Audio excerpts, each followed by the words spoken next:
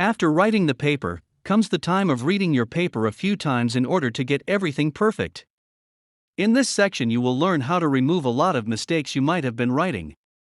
In the end, you will have to build your own checklist corresponding to your own problems you want to avoid. After this, your article can be submitted and will hopefully be accepted. Let's discuss the mistakes to avoid before submitting the paper. Let's look at content mistakes. When you are writing something, you want to get people interested by the content of your article, by the science behind it, but you also want to maintain an internal coherence. So, you have to make sure you answer the following questions. Do you pass the so what test? Does the problem statement remain the same throughout the paper? Is the title of the paper coherent? Are the keywords adequate? Is the content of your research coherent with the aims and scopes of the journal you are targeting? The people that are going to read your article are first the chief editor, then specialized editor, then the anonymous reviewers, and finally your community. Be careful to be coherent and rigorous so that they can follow your thinking. Asking someone else to read your paper once again is a good idea. He or she will give you his or her views on how to improve the paper itself, and more importantly, it can detect mistakes. This person is going to give you the first set of tips that one needs before the submission. You can also check that your article is not boring, because then the peer review process will just eliminate this paper. You have to keep in mind that your writing is going to be evaluated by your peers. Improper language, spelling mistakes, typos, all these are a no-go. You should always be very mindful of your writing because it can convey the feeling that the paper and the authors are not very rigorous nor up to the journal standards. You will want to make sure that everything is crystal clear, that there is no long sentence, that you are always writing in an active voice for English papers and not a passive one. And there is no need for complicated words, so just make it simple and straight to the point. If you are like the rest of us, you will know it's hard to correct your own paper. So, try and find proofreading buddies.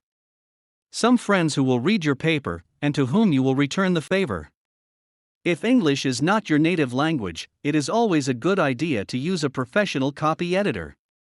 But do it when the final version of the paper is available, because this service of language editing is very costly. If you have submission deadlines, don't forget to take this time factor into account.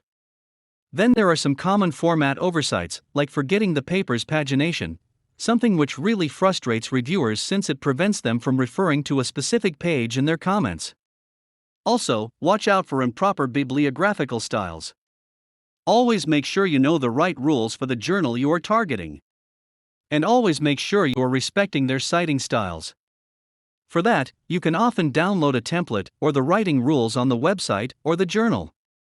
It is important to follow the words limit and all the guidelines that you have to comply with regarding the paragraphs, the font, and the size, and so on. Another important point is the adequate organization of the paper. Make sure you have clear sections and subsections as well as short introduction paragraphs or conclusion. This helps clarify the argumentation and makes it easier for the reader to follow. Also, verify that the titles of sections, of figures and tables, of the paper itself, are the right ones. That they correspond exactly to what you are showing in the paragraph, in the table, in the figure, and in the paper itself. If you have specific form requirements in your discipline, make sure you comply with them. In order to submit the paper, you also have to write a cover letter, which is a letter to the editor describing what you did, in maximum 1 page.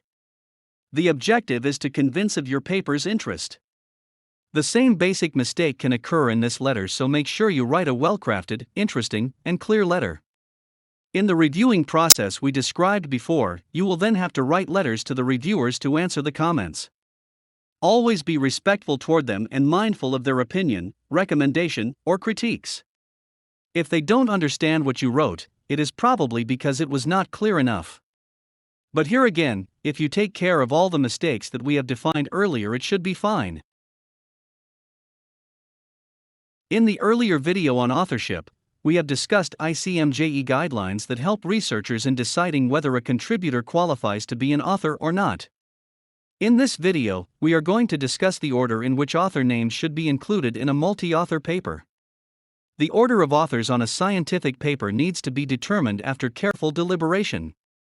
Prior to deciding the author order, it is important to understand the concept of a first and a corresponding author. Who should be the first author? The first author is usually the person who has made the most significant intellectual contribution to the work in terms designing the study, acquiring and analyzing data from experiments, and writing the manuscript. The importance of the first author is reflected in the common practice of referring to a paper by the first author's name.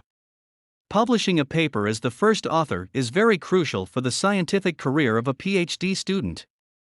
After the first author, the subsequent authors are usually listed as per their contribution to the research, starting with the one who contributed the most to the least. However, sometimes multiple authors may have contributed equally, in which case the order of author names does not matter. What is the role of a corresponding author? At the time of submission of a manuscript, journals require you to choose one of the authors as the corresponding author. The corresponding author is the one who receives all notifications from the journal, including manuscript status, reviewers' comments, and the final decision. Although journals usually perceive the role of a corresponding author as purely administrative, this role is associated with seniority in some cultures. The corresponding author is often the group leader or a senior researcher whose contact address is not likely to change in the near future. In cases where the main contributor of the study is also the group leader, he or she can be both the first and corresponding author for the study. Gift authorship. For a student who has been left off an author list, it can be especially maddening to see someone included who obviously doesn't deserve it. Also called honorary or guest authors, gift authors don't make a significant contribution, or sometimes any contribution at all, to the paper. Motivations for gift authorship vary. The principal investigator, PI, may think he's doing the recipient a favor, or she or he may think that adding the name of a well-known scientist will improve the odds of getting published in a top journal. Gift authors can appear anywhere on the author list, but usually they're listed in the middle. Gift authorship is especially damaging when the recipient is a senior author. Anyone who doesn't realize that the authorship is honorary will wrongly assume that this well-known scientist has performed his or her role in ensuring the integrity of the data. Sometimes authorships are even gifted without the recipient's knowledge. In summary, as you can see, choosing the author order can be quite complicated. Therefore, we urge researchers to consider these factors early in the research process and to confirm this order while editing your manuscript before submission to journals. Don't wait until the manuscript is drafted before you decide on the author order.